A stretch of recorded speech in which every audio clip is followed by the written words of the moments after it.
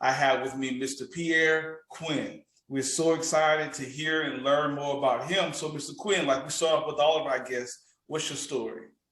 Doc, it's a pleasure to be able to hang out with you in this way and to share part of my journey with young adults who are on a direction to find their way as well. You know, I grew up in a home. I'm the son and grandson of entrepreneurs, and I grew up a church kid. So that's an interesting combination. You know, I was one of those church kids who, now if a lot of people can resonate with this, if you grow up in a Black church and there's any sense of articulation in you whatsoever, people automatically think you need to be a preacher or you need to go into ministry. So I get that all the time, man.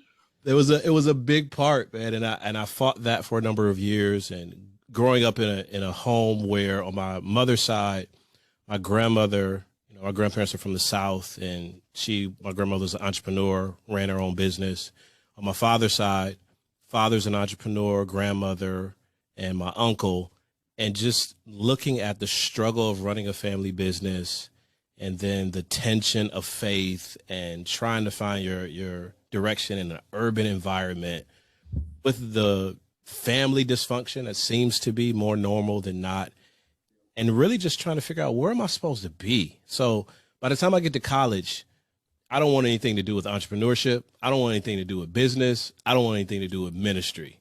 And I spent the first 2 years of college just wasting time, lost my academic scholarship, took a year off from school, trying to figure out, what am I supposed to do? Eventually I came back to school, finished undergrad, got a degree in communication, a master's in communication, started teaching communication courses, and I thought I was going to be a professor. But that didn't work out for me either. So I started to work for my alma mater, doing some fundraising and development. Did that for a couple of years, worked for a nonprofit for a couple of years. And you know, Doc, eventually I found myself in theological training in the seminary, studying to be a pastor.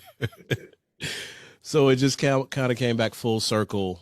And around the time I was starting to transition to pastoring a church after 3 years of my second graduate degree, I had somebody walk up to me and say, "Hey, have you ever thought about professional speaking and training? Because I've listened to your classes, I've heard you speak, you have something there." So my pastoral ministry career and my professional speaking and training career start at the same time. And they sat side by side for about 7 years until ultimately in 2019, I made a full-time transition into the very thing that I said I would never do, entrepreneurship. So I still retain a healthy ministry calendar, and I still retain the heart of a pastor. And that really helps as an executive coach and leadership trainer, developer of people, and as a keynote speaker. But it's full-time entrepreneurship, really focusing on teaching executive level talent how to be a great leader. Yeah, man. So much I want to pull out of your story. It's first, you talk about the family dysfunction, right? Yeah. How did you, as you were making these transitions in life, how did you navigate that? You know, it's really tough growing up in a family where my dad is 60 plus, and he doesn't know if he's met his father. So a young man, you know, attempting to raise a child, a son, without any sense of guidance and direction. And for a number of years, it was just a really tense relationship between my father and I. We've talked about it a lot over the years. And he said, you know, for him growing up, it was, you put food on the table. If you put food on the table, if there's, you know, some money to go around, then you're doing a good job as a dad. And he said, I left all of that emotional encouragement, supportive stuff to your mom. And later on, he said he realizes how much he missed out on, because there were things that, because my dad was working, he just was unavailable for. And then also being unavailable emotionally because of his own journey. And I felt at certain times, in certain transitions, it was hard to have conversations with my dad because, you know, brilliant mind, he always came tactical. He always came strategic. And there were some major moments where I didn't need tactical and strategic. I needed my dad to give me that, come here, son. Let me walk you through. It's going to be okay. Let me just tell you how it was for me. And to be that softer hand where he had been such a firm hand over the years.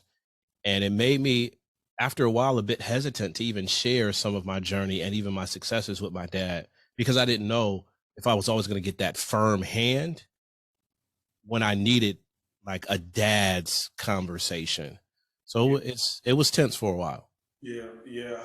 And so y'all sound like I had to work through a path to forgiveness to a certain extent. Doc, absolutely. Because I found myself in a place where I would have just really incredible opportunities, and I was focusing so much on what I felt like I didn't get from my dad that I found a way to really self-sabotage where I was. I couldn't see that because of my dad's sacrifice, even with the challenges and the dysfunction, I was positioned to do so much better. And then the mantle of giving back to my father in the way of helping him to grow and emotionally mature in a way. And then also that forgiveness conversation back between the both of us of, man, what does grace and mercy look like in this conversation? Because I'm coming to it through the eyes of a little boy, a scared little kid. Yeah. Now that I have 2 daughters of my own, I'm like, man, certain things make so much sense now. And I'm a little bit more understanding in my dad's journey because now I have kids and wrestling with that myself as a father. Yeah. What do you say to brothers who are listening or who will listen to this, who have to walk that path of forgiveness of the Father, while there's no art to it? What would you say to encourage them? Because there may be some that's listening say, you know what, I hear you, Mr. Quinn, but I'm not going there with this guy, right? Or there may be some that say, hey, you know what, I'm ready to have this conversation, but I don't know how.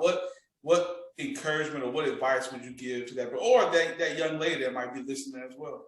Yeah, in some ways, there's a direct correlation between how much heart work you're willing to do and how much head work you can handle.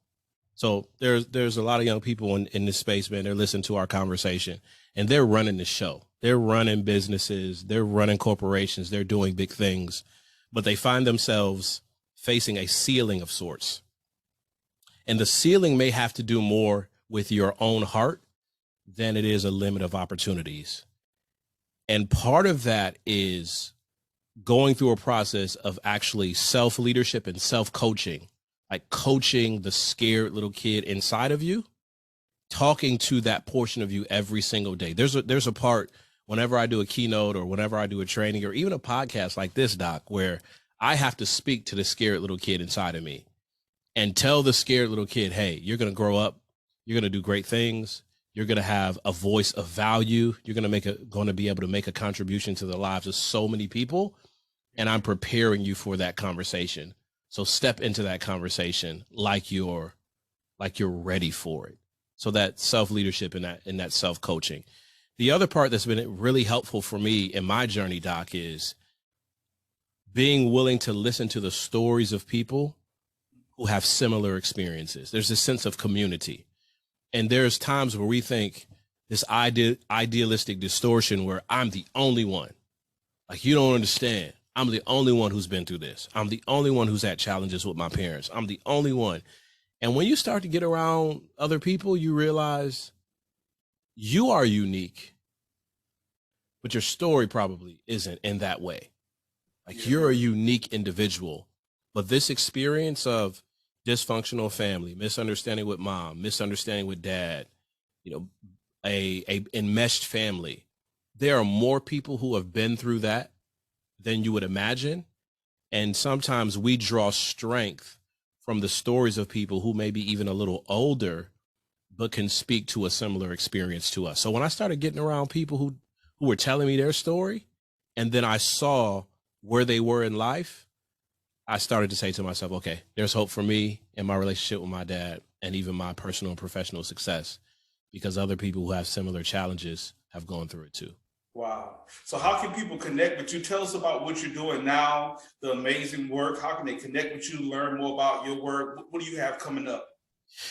It's crazy, because I think about some of the transitions that I made and things that I've been able to do in my life, and spending time as a minister, as a local church pastor, spending time as a college professor, spending time in fundraising and development. And now I'm in a space where I live really at the cross section of so many of those things as a leadership coach. So mostly my coaching focuses on executive level talent, those who are in the C-suite or on a career track to get to the C-suite.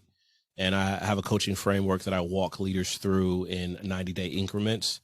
There's also the training piece where, from a workshop standpoint, from a seminar standpoint, working on practical skill development and real world scenarios to upskill emerging talent. That's very, very important. I find a lot of times we put people in places, but we don't always equip them for success. So I partner with organizations to upskill their emerging talent. And then from the keynote piece, and I have to say, honestly, my favorite parts of my job is being able to stand on stage or in a virtual context to equip, encourage, and inspire leaders across generations and across industries. And the best way to reach out to me, the second best place, is LinkedIn. It's my social media of choice. So if you go to LinkedIn and you type in Pierre Quinn, you'll most likely see a video clip with me in it, and you'll recognize the voice. Best place to hang out with me is on my website, pierrecquinn.com. That's pierrecquinn.com. And every once in a while, Doc, I hang out on IG. I posted an IG video a couple of weeks ago, and it kind of took off a little bit. So I said, I'm gonna have to circle back to IG a little bit. So on IG, it's just Pierre Quinn. Yeah. Well, this was a dope conversation.